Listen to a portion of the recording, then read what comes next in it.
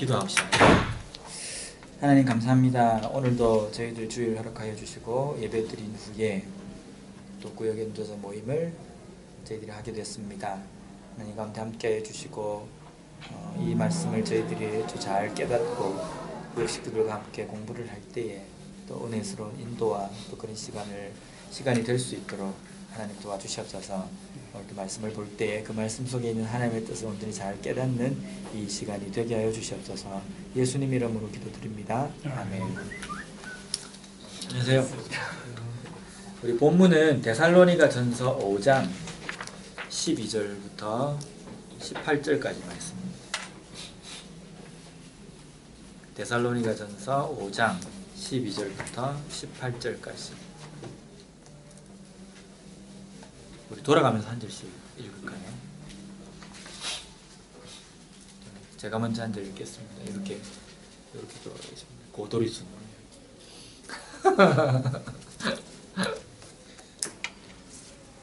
형제들아, 우리가 너희에게 구하노니 너희 가운데서 수고하고 주 안에서 너희를 다스리며 권하는 자들을 너희가 알고 그들의 역사로 말미암아 사랑 안에서 가장 귀히 여기며 너희끼리 화목하라. 또 형제들아, 너희를 권면하노니 게으른 자들을 관계하며 마음이 약한 자들을 격려하고 힘이 없는 자들을 들어주며 모든 사람에게 오래 참으라. 상관 누가 누구에게든지 악으로 악을 갚지 말게 하고 피차 대하든지 모든 사람을 대하든지 항상 선을 쫓으라. 항상 기뻐하라. 쉬지 말고 기도하라. 범사에 감사하라. 이것이 그리스도 예수 안에서 너희를 통하신 하나님의 뜻이니라. 아멘. 데살로니가 전서는 우리가 잘 알고 있듯이 사도 바울이 데살로니가 교회에 편지하는 내용이거든요. 그래서 데살로니가 전서와 후서를 살펴보면 당시 데살로니가 교회에 있었던 여러 가지 문제들을 우리가 좀 짐작해 볼 수 있습니다. 이 데살로니가라는 이 지역은 교통의 요충지였습니다. 교통의 요충지. 그래서 어디를 가든지 항상 여기에서는 어디든지 갈 수 있는, 그리고 이게 해안 쪽에 위치해 있거든요. 그러니까 배로 이렇게 들어오는 어떤 문물이나 문화들도 잘 접할 수 있고 또 육지로도 이렇게 잘 편성될 수 있는 이러한 도시에 있는 교회입니다. 이런 도시입니다. 그러면 이런 도시가 보통 당시에 어떤 문제가 좀 있겠습니까? 이게 그 안에서 문물들이 빨리빨리 이렇게 접해지기 때문에 사람들이 가지고 있는 생각이나 이런 철학 사상들이 아주 많이 좀 이렇게 어떻게 보면 좀 발전되어 있다고 이야기하지만 어떻게 보면 난잡하게 이렇게 좀 타락도 되어 있고 막 그 배들도 왔다 갔다 하고 육로로도 왔다 갔다 하니까 요 지역에는 또 돈도 많이 이게 거래가 되기 때문에 이게 사람들이 부유해져요. 이 부유해지면 제일 먼저 이 사람들이 가지게 되는 것이 기호식품이잖아요.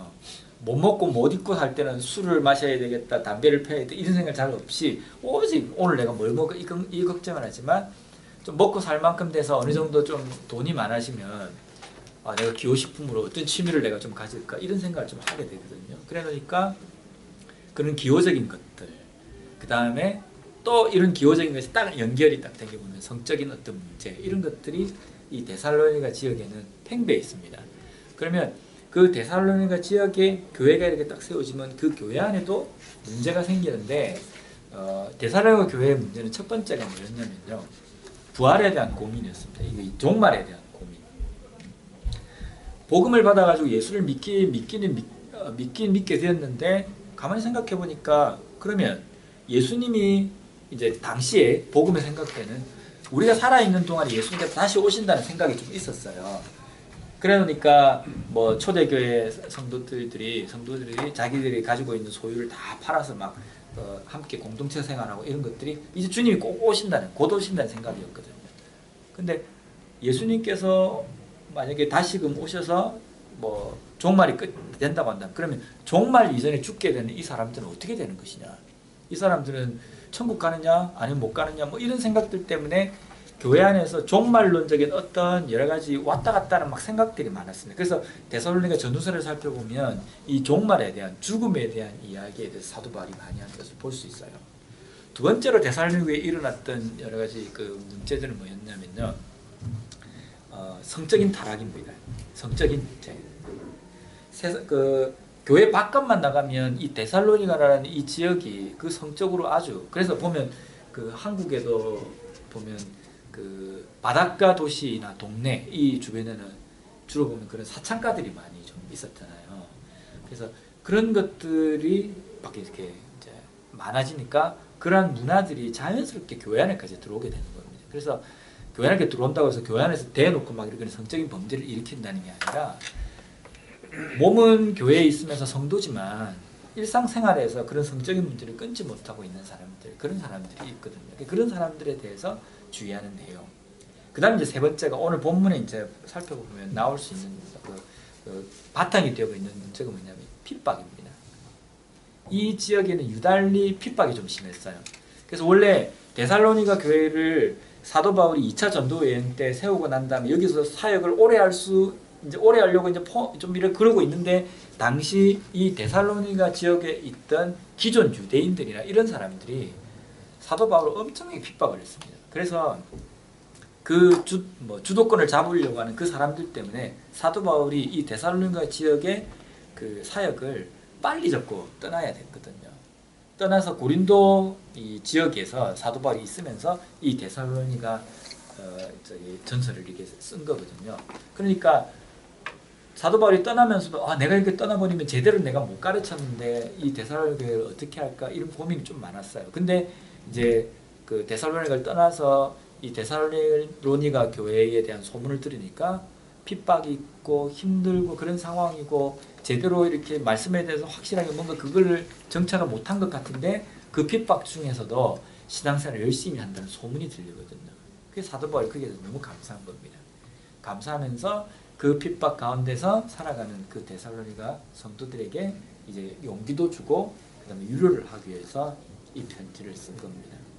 그걸 이제 염두에 두고 우리가 한번 본문을 한번 살펴보도록 하겠습니다. 첫 번째 1번 우리 정재영 집사님부터 한번. 네. 1번 바울은 데살로니가 교회의 마지막 끝 인사를 하면서 첫 번째로 무엇을 당부합니까? 13절을 보면은 사랑 안에서 가장 귀히 여기며 너희끼리 화목하라고 했습니다. 예, 여기 보면 이제 끝 인사 말에는 항상 보면 앞에 있는 본론의 내용들을 다시 한번 요약을 해가지고 딴 건 다 잊어도 이것만큼은 잊지 말아달라라고 해서 요약을 하게 되잖아요. 그 요약한 내용 중에 당부하는 첫 번째 내용이 뭐냐면 제발 사랑 안에서 너희끼리 화목하라 라고 이렇게 이야기합니다. 참 이게 교회 안에서마다 잘 안 되잖아요. 그죠? 사랑을 이야기를 하면서 제일 사랑을 못하고 있다는 표현이 좀 그렇지만 보면 교회 안에서 여전히 싸움은 일어나고 나눠져 가지고 서로 찢고 뽑고 이렇게 하는 경우도 많은데, 우리가 서로 화목하지 못한 이유가 뭘까요? 교회 안에서요.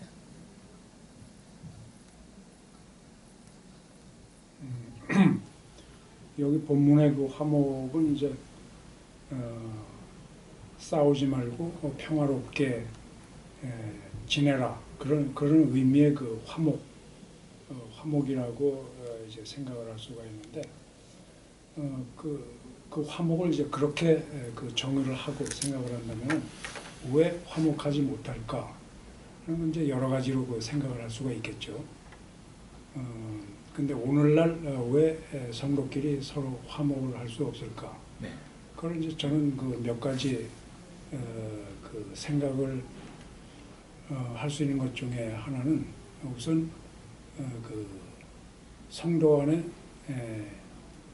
욕심이 서로 부딪히기 때문에, 거기에 이제 어떤 그 이권이 있을 때 그 이권이 서로 충돌하는 것이 그게 이제 주가 되겠지만, 아무튼 욕심이 서로 충돌할 때 서로 그 화목하지 못하는 경우가 있겠고, 그 외에 이제 교회 안에 이권이나 욕심이라는 게 어떤 게 있을까요? 어떤 거에 대한 욕심이나 이권들이 좀. 그건 이제 다양한 경우가 있겠죠. 한마디로 얘기할 수는 없지만 아무튼 거기에는 이제 이 어떤 주도권 다툼에 대한 욕심이 있겠고 또는 말하자면 그 이제 어떤 물건을 살 때 그 물건에 대한 그 물건을 사면은 거기에 여러 가지 그 이권이 개입될 수 있는데 그 물건을 구입할 수 있는 그 이권을 누가 가지느냐 하는 거에 대한 이권이 있을 수가 있죠. 주로 이제 보통 보면 한국에는 여자분들이 싸울 때는 부엌의 일 때문에 많이 싸우거든요. 부엌에 대한 그 주도권. 그러니까 남자들이 싸움은 한국에서 잘 못 본 것 같아요. 물론 이제 경기하다가 많이 싸워요. 체육대회나 이런 거 하다가 많이 싸우고 이런데 교회 안에서 우리가 화목하지 못하는 여러 가지 이유가 있는데 근데 분명한 것은 우리가 사랑을 가지고 있는 사람이라고 한다면 이게 화목하지 않는다는 이 자체가 너무 우리가 말하고 가지고 있는 신앙하고는 좀 이율배반적이고 모순이 된다는 겁니다. 근데 우리가 이제 여기서 보면 화목이라는 이 단어에 대해서 성경에 보면 이 화목이라는 단어를 또 어떨 때 많이 썼냐면요. 주와 화목하는 말이 있거든요. 우리가 하나님과 화목한다는 게 이게 뭐 하나님 우리 화해합시다 이게 아니거든요. 근데 이제 주와 화목한다는 그 의미가 뭐냐면 하나님과 인간이 함께 할 수 없는 존재인데 하나님과 화목한다는 건 하나님께서 먼저 우리 쪽으로 손을 내미신 거거든요. 왜냐하면 우리 쪽에는 이게 가능하지가 못한 거예요. 우리가 먼저 하나님을 화해 한번 합시다. 우리는 그렇게 조건이 안 돼요. 네, 우리가 잘못한 쪽이니까. 그러니까 어떻게 보면은 성경에서 화목이라는 이 단어를 쓸 때에 하나님께서 우리와 화목하시기 위해서 뻗은 그 손처럼 우리도 다른 사람에 대해서 화목을 할 때에는 내가 먼저 알고 깨달은 사람 쪽에서 먼저 손을 내미는 것이 화목할 수 있는 그런 방법이 아닌가라는 생각이 듭니다. 근데 이제 이게 보면 이게 없기 때문에 저 사람이 먼저 나에게 화해를 해야 되고 저 사람이 먼저 내한테 잘못을 빌어야 된다. 이런 논리로 접근을 하면 세상적인 방법이잖아요. 그죠? 그러다 보니 화목이 안 됩니다. 근데 내가 알겠고 저 사람은 못 깨닫고 있다. 그럼 내가 먼저 그래. 속으로 뭐 마음속으로 저 사람이 나한테 충분히 잘못한 것 같지만 그래도 나에게도 뭔가 좀 실수가 있는 것 같다고 생각해서 손을 먼저 내미는 그것이 화목의 하나님께서 우리에게 가르치신 그 화목의 방법이 아닌가라는 생각이 듭니다. 그러니까 두 번째 2번 한번. 두 번째 관계 내용은 무엇입니까? 14절. 게으른 자를 권계하고 마음이 약한 자들을 격려하고 흠이 없는 자를 부풀어주며 모든 사람에게 은혜 참으라. 예. 이 데살로니가 교회에다가 사도 바울이 이것을 당부한 이유가 뭘까요?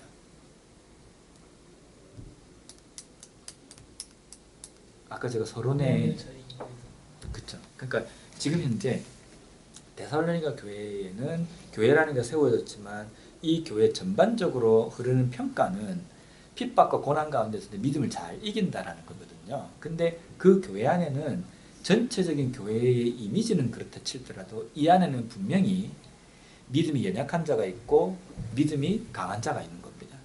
그러면 믿음이 강한 자는 핍박과 환난 속에서 이겨내지만 연약한 자는 어떻게 되고요? 따라는 가기는 가지만 마음속에 여전히 의문점도 있고 정말 이렇게 있다가 내가 죽는 게 아닌가라는 두려움도 있을 수도 있고 여러 가지 그 고민들이 있거든요. 근데 믿음이 강한 자, 내가 핍박 가운데서 이겨내고 있다라고 이야기하는 사람이 만약에 이 사람들을 돌보고 이 사람들을 같이 끌고 가지 않으면 이 사람이 떨어져 나가버릴 수도 있거든요. 맷집이 약하기 때문에요. 그리고 지구력이 없기 때문에 계속적으로 이 믿음의 경계를 달려갈 수가 없다는 겁니다. 그래서 우리가 신앙생활을 할 때에 우리에게 지체를 붙여주시고 우리로 하여금 교회 공동체 안에서 함께 교제를 나눌 수 있도록 하신 이유는 이것 때문입니다. 이 사람들을 같이 이끌어주면서 서로가 서로에게 부족한 부분을 메꿔가며 함께 도와가며 신앙생활하는 것. 지금 이 데살로니가 교회는 믿음적으로 핍박을 잘 이기는 강함이 있는 교회지만 그 안에서 일어나는 또 세부적인 그 문제는 믿음이 연약한 지체를 우리가 돌보고 그 사람들과 함께 걸어가야 된다는 것. 그게 필요하다는 거거든요. 그럼 우리가 이 연약한 자들을 어떻게 하면 우리가 좀 도울 수 있겠습니까? 믿음적으로 연약한 사람을. 우리 장유진 집사님. 그러니까 믿음을 심어둘 수 있도록 네. 도와줘야 될 것 같은데. 구체적인 방법으로 한 거. 그러니까 이제 좀 더 신경 쓰고 더 교제하고 자기 시간을 할애해서 네. 알려주고 알려주고.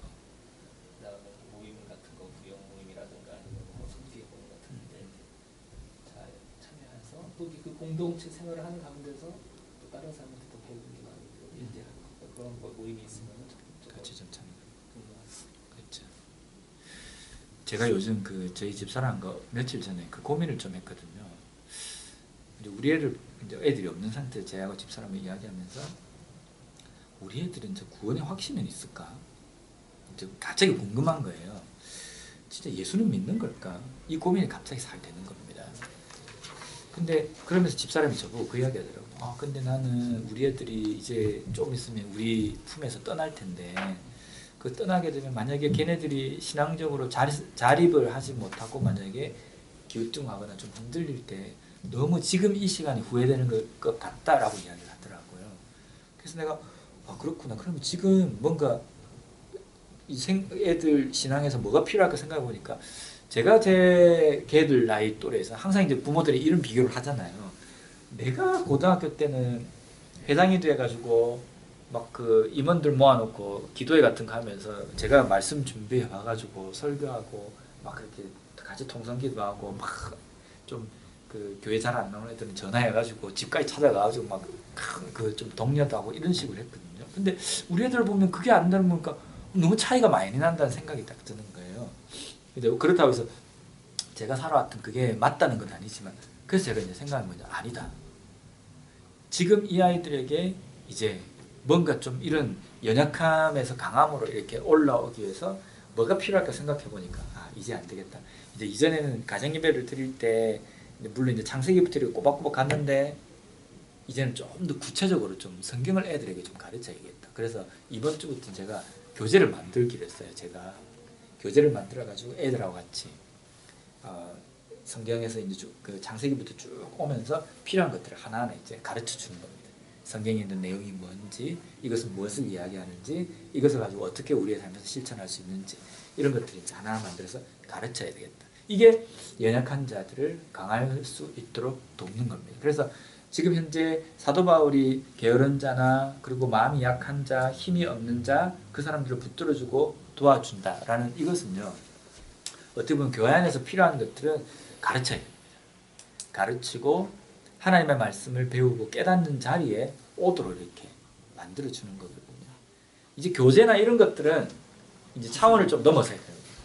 막 같이 그냥 이렇게 막 모이는 이거 차원을 넘어서 이 사람들이 신앙적으로 독립해서 또 다른 어떤 그가 표현은 알을 깔 수 있도록 뭐 그런 이야기 피라미드 조직처럼요.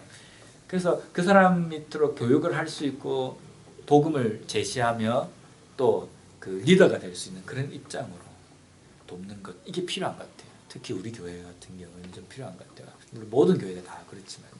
그래서 그걸 어떻게 하면 우리가 좀 도울 수 있을까 좀 고민을 좀 해야 되지 않을까. 그래서 내년에 뭐 새로 오시는 목사님이 어떻게 이제 그걸 하실지 모르지만 만약에 그거 하게 되면 그런 자리를 성경 공부나 이런 훈련 자리가 만약에 개설이 되면 좀 많은 분들이 좀 참석하시고 그 다음에 그 새가족들의 이런 분들도 좀 참석할 수 있도록 좀 돕는 게 필요하지 않을까라는 생각이 듭니다. 자 그럼 3번 하겠습니다. 16절에 나오는 항상 기뻐하라는 것은 어떤 의미입니까?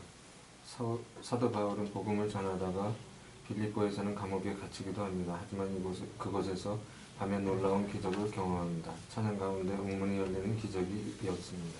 매를 맞아서 아프고 괴로운 상황에서 바울이 찬양하고 기도할 이유가 무엇이었을까요? 우리는 이런 상황에서 어떻게 밤을 보내겠습니까?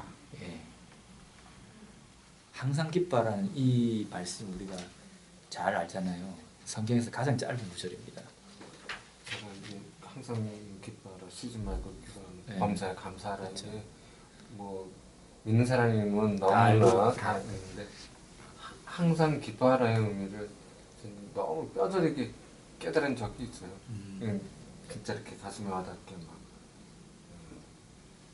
저 포틀랜드 강 건너가다가 울면서 막 그냥 막 소리쳐 찬양을 하다가 아 근데 참 하나님을 기뻐한다는 게 그런 거구나. 이게 뭐냐 뭐 진짜 감사함이 그냥 막 이렇게 막 이것저것 어떤 상황에서 보통 좋았던 상황은 잘 안 나, 생각이 안 나는데 안 좋았던 상황에서 이렇게 은혜를 받는 그런 것들은 이렇게 사람이 생각이 많이 나잖아요. 그쵸. 그런 거.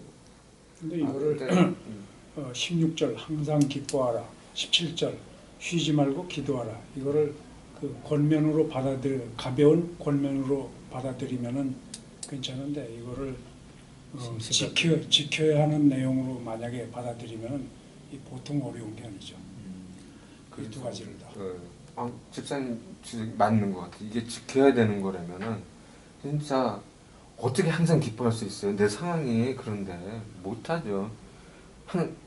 근데 그냥 아까 화목도 얘기하셨지만 하나님을 기뻐하는 게 하나님과 그냥 화목하는 것 같아요. 그래서 뭐 잘못됐든 뭐 어떤 상황이든 그냥 좀 웃자.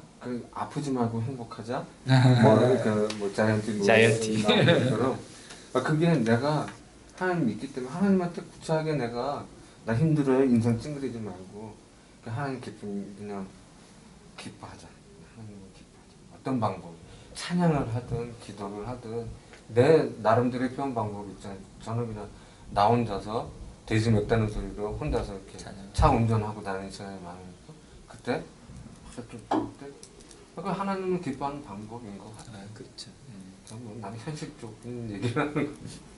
근데 지금 이 사도 바울이 항상 기뻐하라는 이 말을 할 때 우리가 이제 사도 바울은 그러면 어떤 삶을 살기에 항상 기뻐하라고 데살로니가에 이야기를 했냐면 이제 여기 예를 들었잖아요. 사도 바울이 그 빌립보에서 전도하다가 매를 맞고 감옥에 갇히잖아요. 거기 있으면서 밤에 이제 창고가 열리고 그다음에 옥문이 열리는 기적을 접하지 않습니까? 그 하기 전에 그 나와 있는 그 말씀에 보면 사도 바울이 밤새도록 찬양하고 기도했다. 과연 그때 했던 찬양과 기도가 뭘까? 왜 나만 겪는 고난이냐? 이렇게 했을까? 아니면은 나 같은 것이 어떻게 하나님의 복음을 전하다가 이렇게 핍박까지 받을 수 있는 은혜의 자리까지 오게 했는가? 이런 감사일까? 저는 감사할 것 같아요. 따갑고 이럴 때 하나님 미쳤지 내가 말라고 내가 그렇게 했을까 이런 것보다는 나 같은 걸 완전히 그냥 핍박자요 폭행자요 뭐 죄인 중에 개수인 나를 선택하셔가지고 나를 하나님의 도구로 삼으셔가지고 이 아무나 받을 수 없는 이 핍박의 자리에까지 나를 오게 하신 그게 하나님의 은혜 감사합니다. 아마 그런 찬양을 했을 것 같아요. 그러니까 사도 바울은 매 삶 속에서 그런 상황이었는데 우리 같으면 그 두들겨 맞고 이제 감옥에 있고 이제 어찌 될지 모릅니다. 사형을 당할 수도 있는 상황인데 그 상황에서 사도 바울처럼 찬양과 기도가 나올까?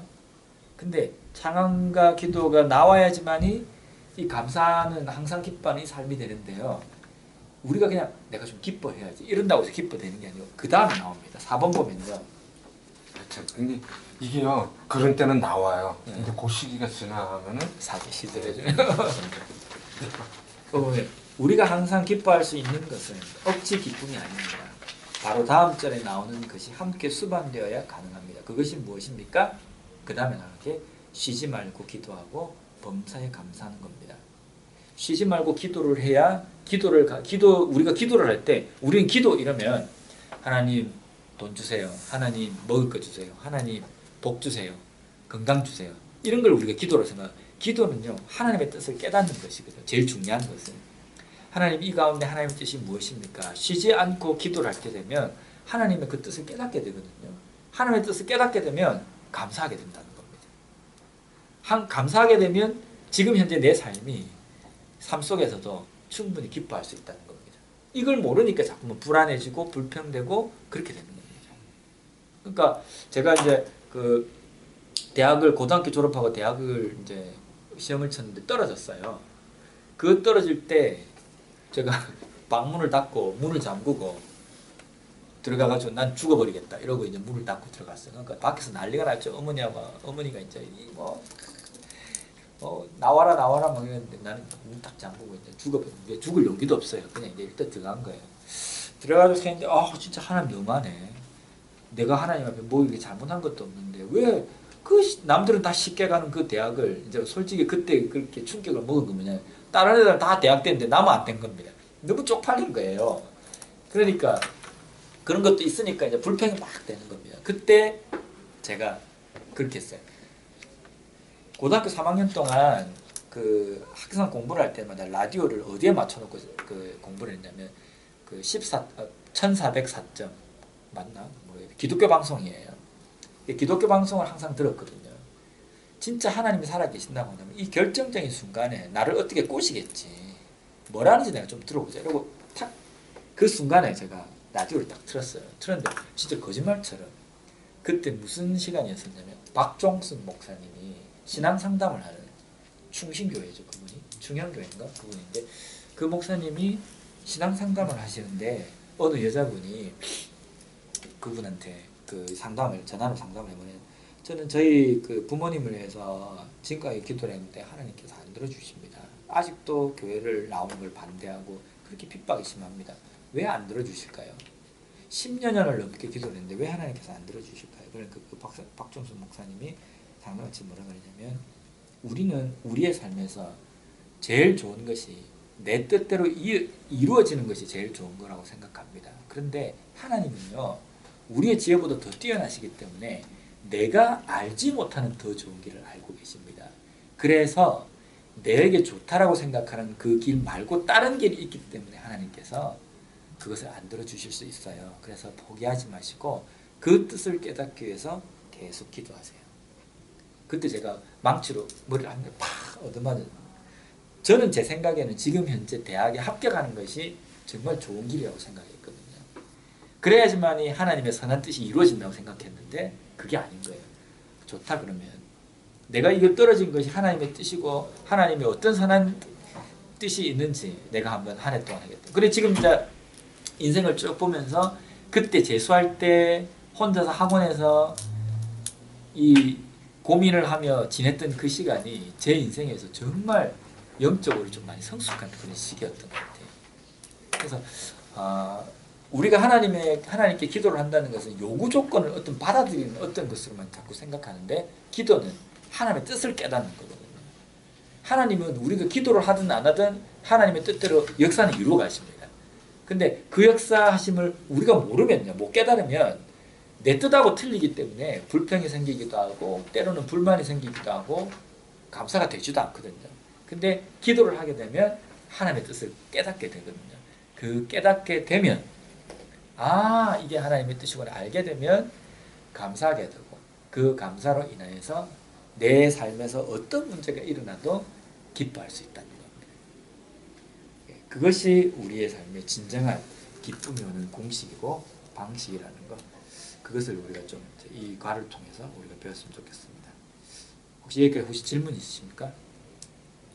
근데 만약 목사님 얘기하신 거에서 과정이라면 그게 과정이라면은 이해가 되는데 만약에 내 남편이 결과적으로 내가 먼저 천국을 갔는데 안 믿고 그 사람 안 믿고 끝났어. 그 끝까지 안 믿는다 그러면 결과적으로 어떻게 해야 되는 거야? 하나님 뜻을